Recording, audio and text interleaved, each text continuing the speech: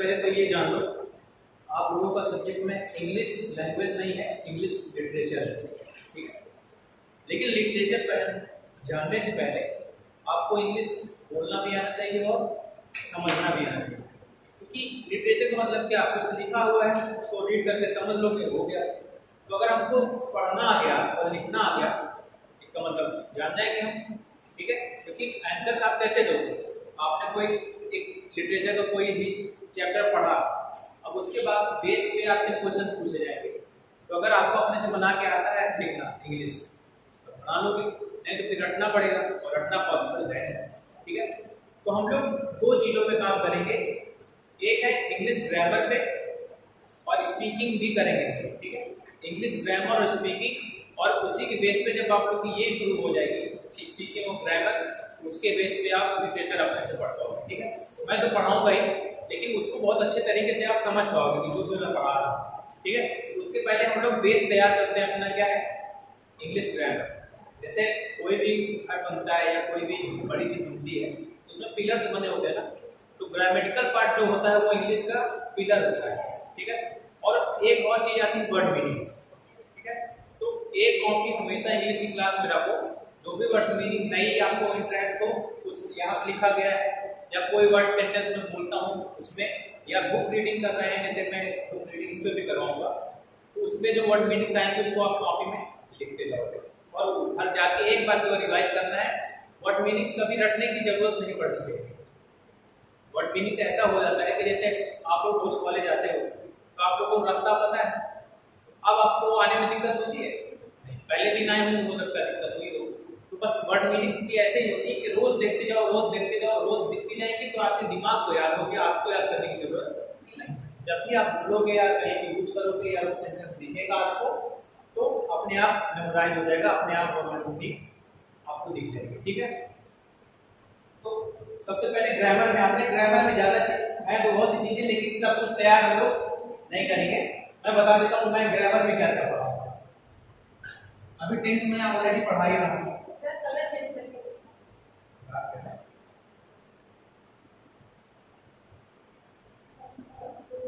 फिर चलेगा क्या होगा, ये तो सर टेंस का अरे क्या जबरदस्ती है।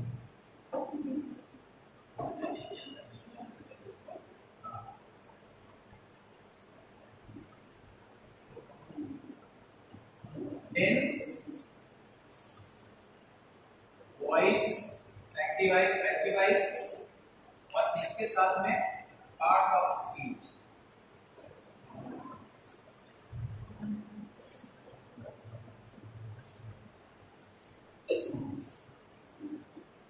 पार्ट्स ऑफ स्पीच में मेन हमारा क्या रहेगा, नाउन प्रोनाउन सब लोग जानते हैं। हम लोग का जो मेन फोकस रहेगा वो रहेगा प्रीपोजिशन पे, ठीक है। और एक रहेगा क्लॉज फ्रेज, ठीक है। क्लॉज और फ्रेजेस का यूज कैसे होता है ये सीखेंगे, ठीक है। इतनी चीजें मैं कवर कराऊंगा, और ये चीजें शुरू के जो लेक्चर्स रहेंगे वो ग्रामर बेस ही रहेंगे, लिटरेचर अभी शुरू नहीं करेंगे, जिससे हम लोग का बेस तैयार हो जाए। जैसे मैं कभी रीडिंग करना शुरू करूं तो ये बताऊं यहाँ पे कौन सा पार्ट ऑफ स्पीच लगा हुआ है, ये किसकी वजह से ऐसा रिएक्शन हो रहा है, आईएनजी क्यों लगा हुआ है, डिजाइनर क्यों नहीं लगा हुआ है, तो ये सब चीजें आपको पता रहे जब मैं उसको एक्सप्लेन करूं, ठीक है। ये बेसिक्स हम लोग कवर करेंगे, उसमें ये आ जाएगा। शुरू करते हैं आज पार्ट्स ऑफ स्पीच से, ठीक है। एक लाइट बताऊंगा कि एक रो में कितने पार्ट्स ऑफ स्पीच होती है और क्या उनका डेफिनेशन है।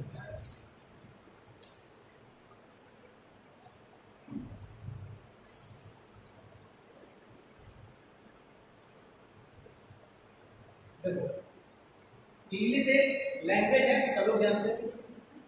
लैंग्वेज जब बोली जाती है उसके लिए आपको एक कॉन्फिडेंस होना चाहिए, ठीक। जैसे हिंदी लैंग्वेज है, आपको कॉन्फिडेंस है, तो कॉन्फिडेंस कैसे आता है, आपने हमेशा से बोली इस वजह से कॉन्फिडेंट हो।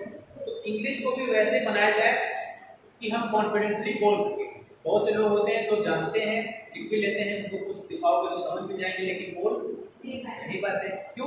क्योंकि उनको कॉन्फिडेंस नहीं है कि जो भी मैं बोलूंगा वो सही बोलूंगा या। तो वहां पे पार्ट आता है ग्रामर, ठीक है। तो सबसे पहले इंग्लिश तो एक क्या है, लैंग्वेज है।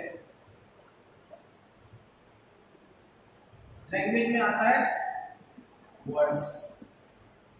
वर्ड्स क्या है, लेटर्स के समूह को वर्ड्स बोलते हैं जिसका एक मीनिंगफुल मतलब निकले। आप कुछ भी लिख दिए ई एफ जी एच ऐसे लिखूं, इसका कोई मीनिंग तो निकल नहीं रहा है, तो ये एक वर्ड नहीं। तो ग्रुप ऑफ लेटर्स जिसका एक मीनिंग जिसकी एक मीनिंग निकलेगी वो क्या होगा, वर्ड। और वर्ड्स कैसे बनते हैं, इसमें प्रीफिक्स जोड़ के या सफिक्स जोड़ के।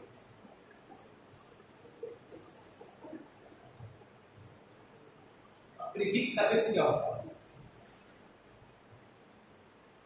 यहाँ पे लिखा मैंने चाइल्ड। अब एक नया वर्ड फॉर्म करना है तो मैंने लिख दिया यहाँ पे चाइल्ड। ये क्या हुआ, सफिक्स, इसको बोलते हैं सफिक्स। जो बाद में जुड़ेगा उसको बोलते हैं सफिक्स, और जो पहले जुड़ता है उसको बोलते हैं प्रीफिक्स। प्री का मतलब समझिए ना, प्री से ये वर्ड से समझ में आ रहा है प्रीफिक्स है। जैसे अनटोल्ड, तो ये अन जो लगा हुआ है ये क्या हो गया, प्रीफिक्स। ठीक है, कुछ वर्ड्स तो जो ग्रुप ऑफ वर्ड्स से बन गए, अब उन्हीं की मदद से कुछ नए वर्ड्स क्रिएट किए जाते हैं, उनका यूज होता है प्रीफिक्स और सफिक्स का। जो बाद में जुड़ेगा वो सफिक्स हो गया, जो पहले जुड़ेगा वो प्रीफिक्स। ठीक,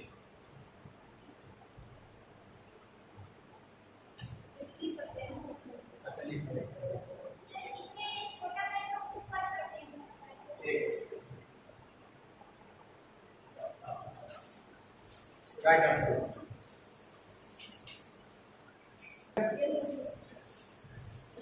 अब इन्हीं वर्ड्स को जब कंबाइन किया जाए, अभी ग्रुप ऑफ लेटर्स हमने देखा, लेटर्स के ग्रुप को क्या बनता है, एक वर्ड बनता है। अब इन्हीं वर्ड्स के ग्रुप को भी अगर बनाते हैं, जैसे मैं लिख दूं यहाँ पे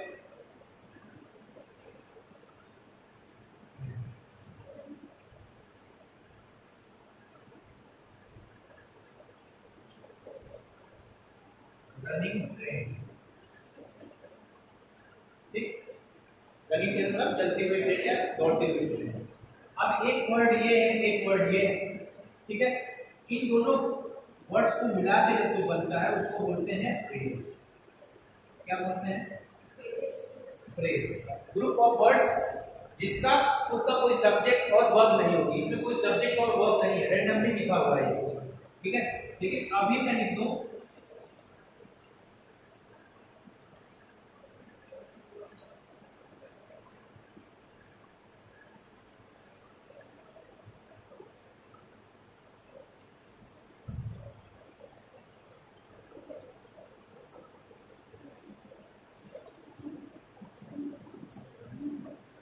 लेकिन इसमें देखो ये सब्जेक्ट है, ये वर्ब है, ठीक है।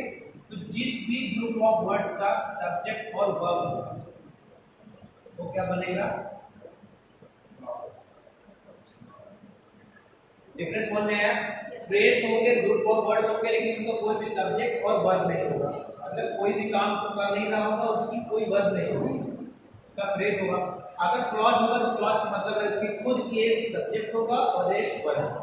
आई बात समझ, पहले हमने देखा लेटर्स, लेटर्स का ग्रुप बना, वर्ड, वर्ड का ग्रुप बना, तो दो तरीके से डिवाइड हुआ।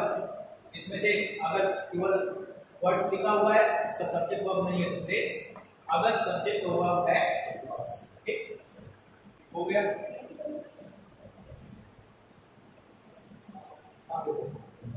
अब जी जो ये वर्ड्स है, इन्हीं वर्ड्स को डिवाइड किया गया है अलग अलग पार्ट्स ऑफ स्पीच में। क्यों कैटेगराइज इसलिए किया गया है, कोई भी वर्ड है, एक सिंपल सी नीड समझो ना कि हर इंसान को नाम दिया गया है, हर चीज को नाम दिया गया है, उनको अलग तो करना पड़ेगा ना, ये यहाँ पे आएंगे, ये यहाँ पे आएंगे, ठीक है। तो उसी को इंग्लिश लैंग्वेज में डिवाइड किया गया है पार्ट्स ऑफ स्पीच के नाम से। अलग अलग वर्ड्स होंगे, उनको अलग अलग पहचान दी गई है कि ये नाउन कहलाएगा, ये वर्ब कहलाएगा, ये प्रोनाउन कहलाएगा, ठीक है। तो अब आते हैं पार्ट्स ऑफ, इन्हीं वर्ड्स को पार्ट्स ऑफ स्पीच में कैसे ला रहा हूँ, ये देख रहे हो, लेटर देके वर्ड देके वर्ड से क्या निकलेगा और उन्हीं वर्ड्स को कहाँ कहाँ कैटेगराइज किया गया है। तो अब आता है नंबर पार्ट्स ऑफ स्पीच।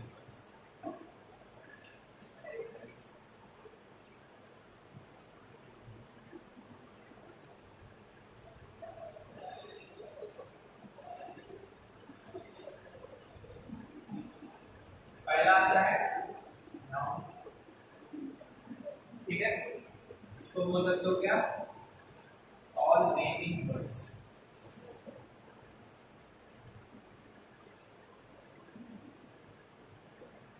दुनिया में जितनी भी चीजों को नाम दिया गया है सब क्या है,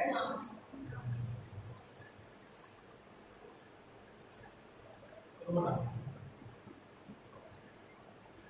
अब प्रोनाउन की उत्पत्ति क्यों हुई, क्यों लाया गया एग्जिस्टेंस? मैं अगर एक कहानी सुनाऊं, एक अशोक नाम का राजा, अशोक रोज घुड़सवारी किया करता था, अशोक को आम बहुत पसंद थे, अशोक का बहुत बड़ा महल था। तो जो ये वर्ड मैं अशोक अशोक यूज कर रहा हूँ बार बार, इरिटेटिंग लग रहा है, बार बार रिपीट होने से लग रहा है कि अरे क्या अशोक अशोक हो जाए। तो उसकी जगह में हम लोग क्या बोले कि अशोक एक राजा था, वह यह आता था, वह यह करता था। तो हमने अशोक की जगह पे एक वर्ड यूज किया वह, तो क्या निकला, उसको क्या बोलेंगे, मतलब नाउन की जगह पे कुछ वर्ड्स यूज किए जाते हैं, उनको क्या बोलते हैं, प्रोनाउन। इसका मतलब अगर हम प्रोनाउन को डिक करेंगे, अगर उसमें गड्ढा करें तो क्या निकल के आएगा, नाउन निकल के आएगा, ठीक है। एग्जांपल से समझो,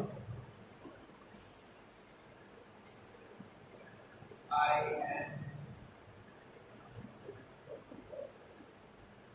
गोइंग,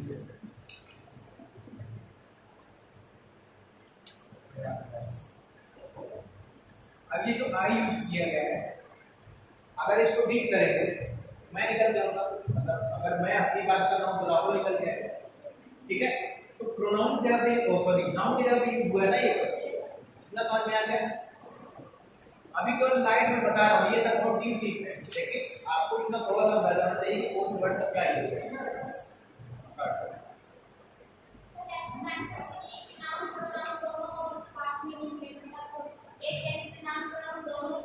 हाँ हो सकता है, एकदम होता है, जैसे होते हैं रोहन एंड होता है ना। अच्छा एक बात बताओ, यहाँ पर बी लगेगा कि आई लगेगा,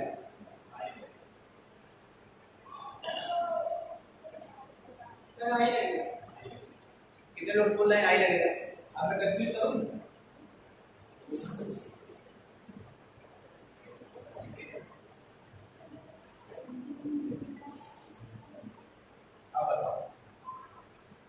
पहले वाले लगेगी, से नीचे भी लगेगा तो ऊपर आएगी, ठीक है, नीचे में भी लगेगा, ऊपर वाले में आई लगेगा।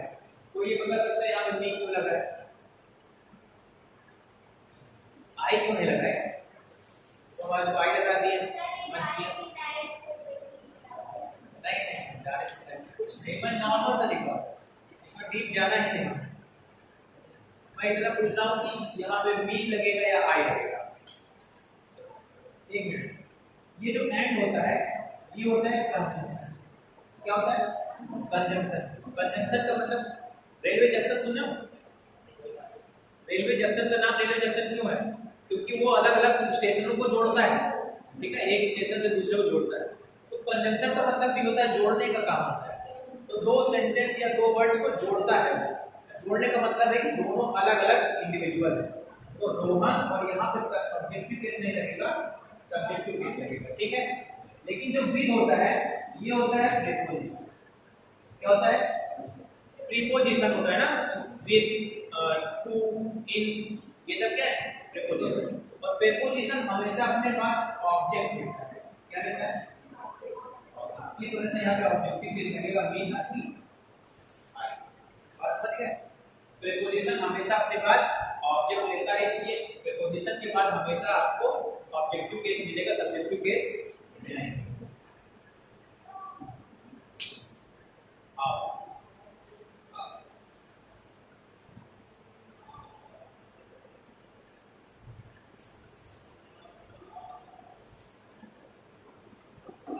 Adjective, noun, pronoun, adjective. जो नाउन और प्रोनाउन दोनों की विशेषता बताएगा, क्योंकि मैंने क्या बताया कि अगर प्रोनाउन को डिक करोगे, गड्ढा करोगे तो नाउन ही निकल के आएगा ना। तो एक्चुअली नाउन और प्रोनाउन डिफरेंस नहीं होते, बस अलग अलग नाम से बुलाते हैं। उनको राम बोल रहे थे, अब बुआ बोलने लगे, बस है दोनों एक ही चीज, ठीक है। तो एडजेक्टिव किसकी विशेषता बताएगा? नाउन या प्रोनाउन दोनों में से किसी की विशेषता। विशेषता का मतलब है कुछ भी ऐड होना। राम एक अच्छा लड़का है और राम एक बुरा लड़का है, दोनों ही उसकी विशेषता है ना। तो जो ये अच्छा होना बुरा होना ये क्या होगा? एडजेक्टिव होगा, ठीक है। तो ये क्या होगा? एड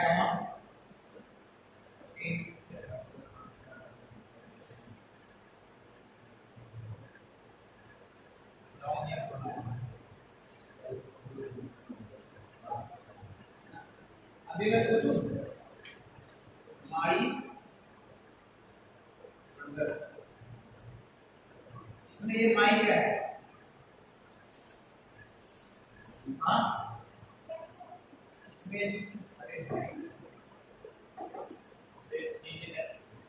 ये जो माई लिखा हुआ है ये पार्ट्स ऑफ स्पीच में क्या है? नाउन प्रोनाउन एडवर्ब एडजेक्टिव ये सब में से क्या होगा? Sir pronoun. प्रोनाउन कितने लोग बोल सकते हो? ये कौन सी डिसाइड कर रहे हो? और जो लोग नहीं उठा उनको क्या लग रहा है?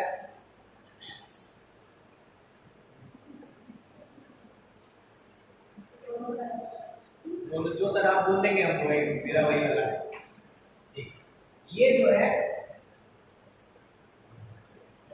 एडजेक्टिव है। क्यों है? देखो ये ब्रदर ये नाउन हुआ, नाउन में डिटेल ऐड हुई, माई क्या हुआ? एडजेक्टिव। अभी तक लोग सोचे थे ना माई इज ये सब प्रोनाउन में छोड़ते थे, प्रोनाउन ये नहीं, ये हो जाएगा एडजेक्टिव। अभी जो इसका सोच रहे हो कि सर ये प्रोनाउन वाला वर्जन कौन सा होगा? This book is mine. ये यहाँ पर माइन क्या है? Parts of speech adjective. हाँ MINE वाला mine. This book is mine adjective.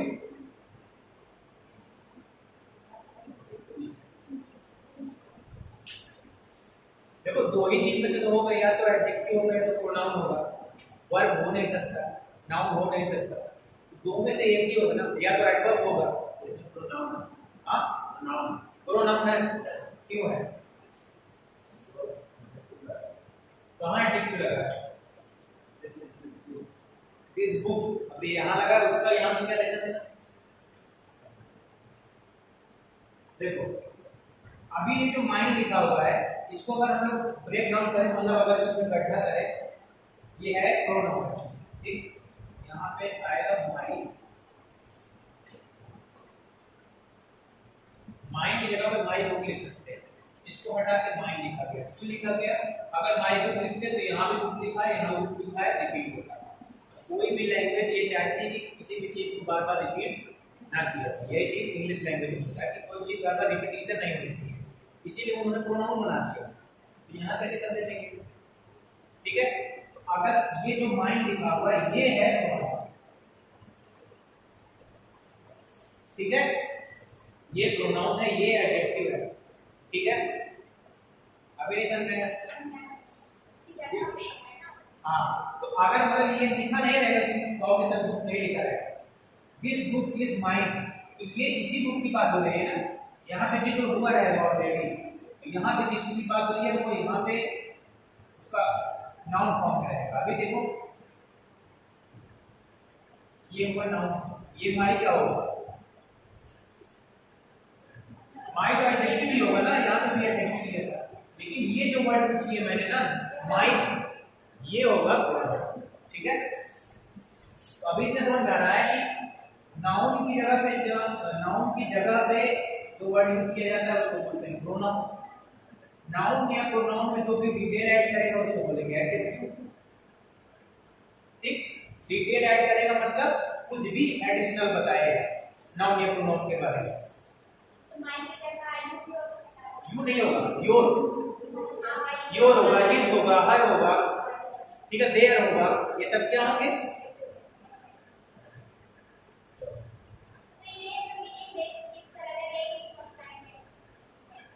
अच्छा इरेज नहीं करना, चलो ठीक है। नंबर 4 वर्ब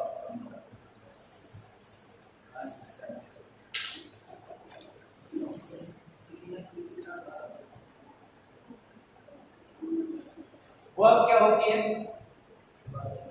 किसी की एक्शन को दिखाती है। किसी कार्य को करना, एक्शन मतलब जिसमें एनर्जी लग रहा होगा, टाइम लग रहा होगा, वो क्या होता है एक्शन। मैं यहाँ से यहाँ तक चल के गया तो वापस आया, इसमें टाइम लगा और बॉडी की एनर्जी, ठीक। और एक वर्ब दिखाती है किसी भी चीज के होने को,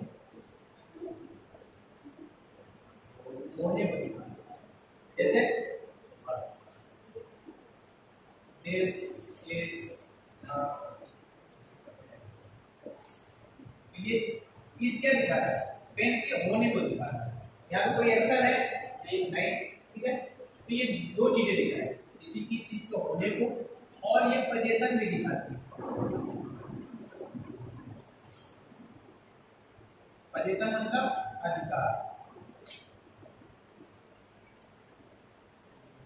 जैसे आई है,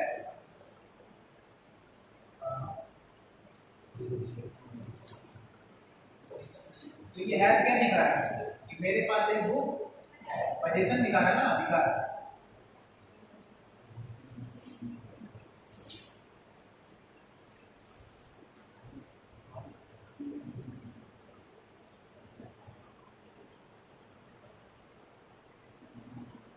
तीन एग्जांपल हो गए, एक्शन दिखाने के, पढ़ना एक्शन हो गया, इस मतलब किसी चीज के होने को दिखा रहा, और पोजीशन मतलब अधिकार दिखा रहा। I have pen, I have book, मेरे पास एक अधिकार। तो वह क्या चीजें दिखाएगी? तीन चीज, एक्शन, अधिकार को, किसी चीज की होने को। ठीक, पांचवा नंबर है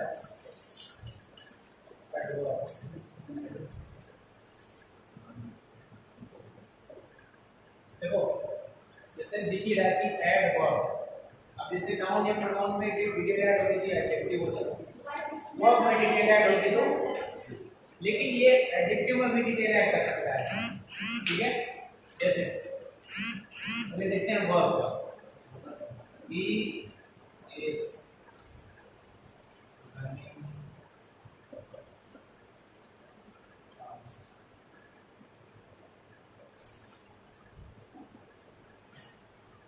रनिंग, अच्छा एक चीज बताओ, ही इज रनिंग फास्ट जो लिखा हुआ है, यहाँ पे रनिंग जो है ये पार्ट्स ऑफ स्पीच में क्या है? कैसे रनिंग का पार्ट्स ऑफ स्पीच क्या होगा?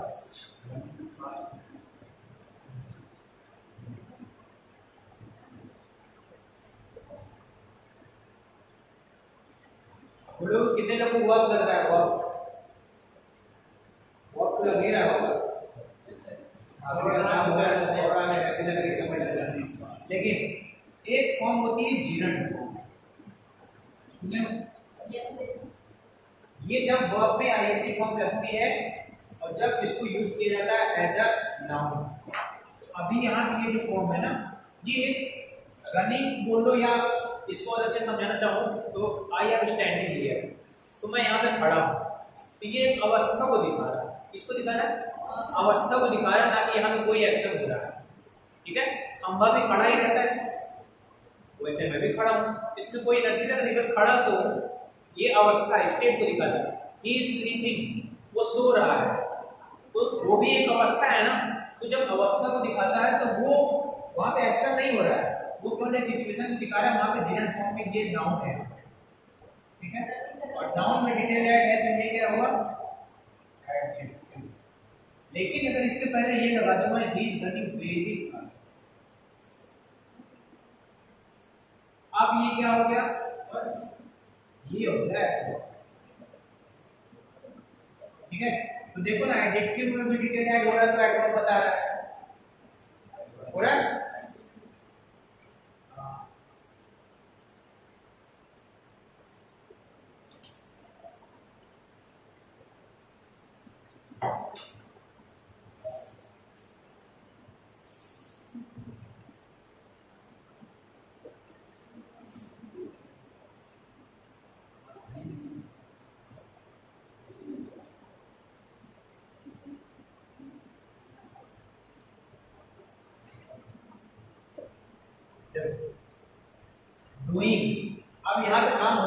ये अवस्था नहीं है। सभी में नहीं लगाने की थी। रनिंग है, रनिंग हो गया, स्लीपिंग हो गया, स्टैंडिंग हो गया, कुछ वर्ब्स ऐसी होती जो अवस्था को दिखाएंगी, काम को भी। लेकिन यहाँ पे डूइंग मतलब कोई काम हो, डूइंग का मतलब होता है काम करना, ठीक है। तो यहाँ पे इसमें डिटेल ऐड हो रही है क्विकली, वो जो काम कर रहा है वो बहुत जल्दी कर रहा है, तो ये वर्ब में डिटेल ऐड है कि नहीं? तो ये क्या हुआ, ठीक है, वो बहुत जल्दी काम कर रही है, ठीक है। एडवर्ब क्या होगा, वो एडजेक्टिव में भी डिटेल ऐड कर सकता है और वर्ब में भी, ठीक है। वर्ब में भी डिटेल ऐड करेगा तो एडवर्ब होगा, और एडजेक्टिव में भी डिटेल ऐड करेगा तो एडवर्ब। आ गई बात समझ में? कंफ्यूजन कोई? और एडवर्ब बहुत चीजों को क्वालिफाई करता है, ठीक है। एडवर्ब जिसकी विशेषता ये एडजेक्टिव नहीं बताता है, उसकी विशेषता एडवर्ब बताता है, ठीक है। हो गया?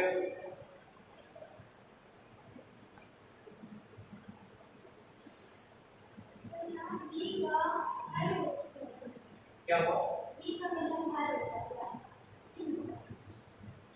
अरे मतलब गलत तो नहीं बोल सकते, हो सकता है वो किसी लड़के का काम कर रहा हो, लेकिन जिस हिसाब से तुम सोच रही हो कि वो अपना ही काम कर रही होगी, तब बीस ही लगेगा, ठीक है। अगर नहीं सही सोच रहे हो, तुम सोच रहे हो कि अपना ही काम कर रहा है अगर, तो बीस लगेगा ना।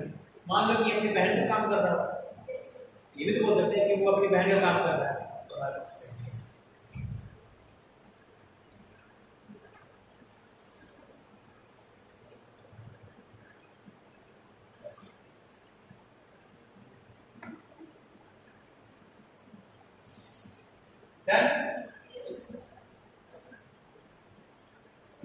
6 नंबर है प्री पोजीशन,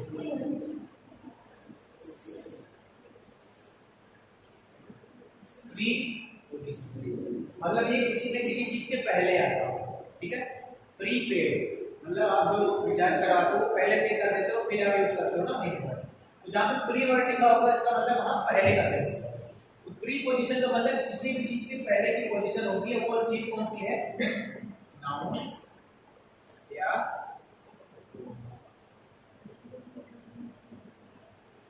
ठीक, ये इसके पहले आएगा, और इसके पहले जो सेंटेंस या वर्ड होगा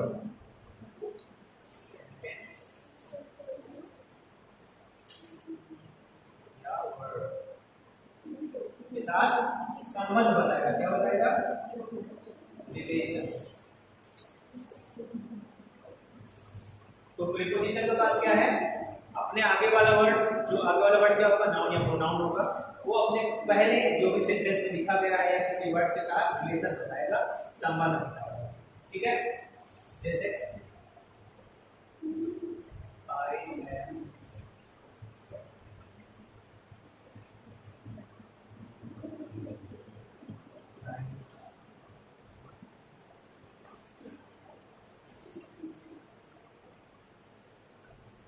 I am flying dash a kite. यहाँ पर आता है kite.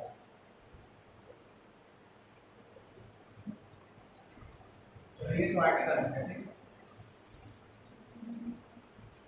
I am flying a kite is kite. अब बीच में गैप रखा हुआ है, तो अब संबंध बताना है ना कि जो पतंग उड़ाना हो कहाँ उड़ाना हो, इसका है। तो यहाँ क्या पोजीशन यूज हुआ, इन बोल दिए तो इन हो गया, यहाँ पर लिखा होगा डैश करके रूम, अभी पे पोजीशन चेंज हो जाएगा, वो छत पर से उड़ा रहा है पतंग, ठीक है। तो फ्रॉम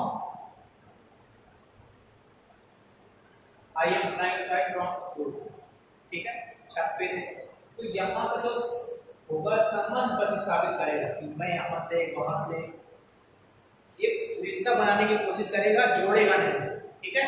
तो कनेक्ट करा रहा है कि ऐसा नहीं हुआ कि काई और स्काई जुड़ गए, ऐसा तो नहीं हुआ है ना। स्काई में और काइट में डिफरेंस है ना, वहां पे उड़ रहा है, बस बता रहा है कि स्काई में काइट उड़ रही है, उसका रिलेशन बता रहा है एक तरीके से।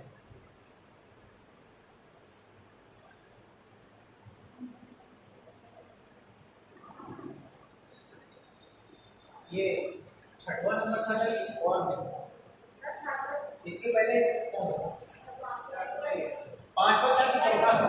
5वां एडवर्ब था, 5वां एडवर्ब था, ये 6वां। ठीक है, 6वां प्रीपोजिशन, 7वां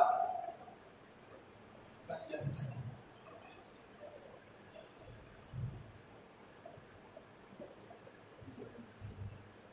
कंजंक्शन क्या करता है? दो वर्ड्स, टू वर्ड्स को और सेंटेंस जोड़ने का काम क्या काम करता है? ऐड ऑन करना।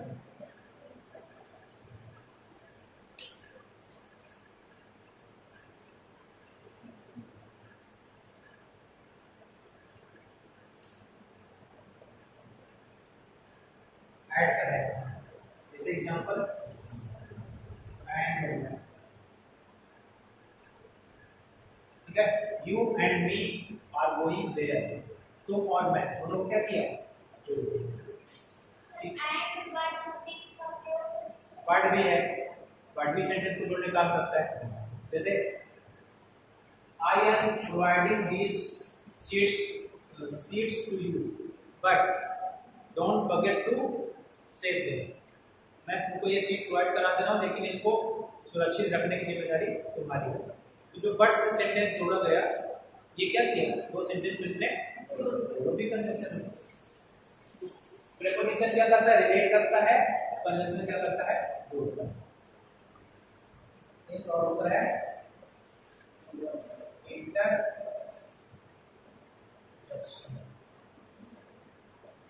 इंटरजेक्शन में क्या होता है? आप जब अपनी फीलिंग्स को एक्सप्रेस करते हो उसमें जो वर्ड्स यूज करते हो, जैसे ओ माय गॉड हो गया, एलास हो गया, बहुत दुख हुआ तो किसी को झटका लग गया, तो जो अचानक एक्सप्रेशंस में निकलते हैं उनको क्या बोलते हैं? इंटरजेक्शंस। कितने होते हैं? Parts of speech. ठीक है, तो आज की क्लास में हम लोगों ने ये देखा कि पार्ट्स ऑफ स्पीच कितने प्रकार के होते हैं और उनके बारे में थोड़ा थोड़ा जान लिया है। अब कल की क्लास में हम लोग सेंटेंस बनाना एक ही क्लास में पूरा कवर कर दूंगा। ठीक है, एक ही क्लास में जितना भी सेंटेंस बनाया जा सकता है, जो जो भी इंपॉर्टेंट चीजें होंगी वो कल की क्लास में बता दूंगा। उसके बाद एक क्लास और ग्रामर की चलेगी, उसके बाद आप लोगों का लिटरेचर शुरू होगा और बीच बीच में हम लोग डिबेट वगैरह भी करते रहेंगे, इंग्लिश स्पीकिंग की भी प्रैक्टिस करेंगे।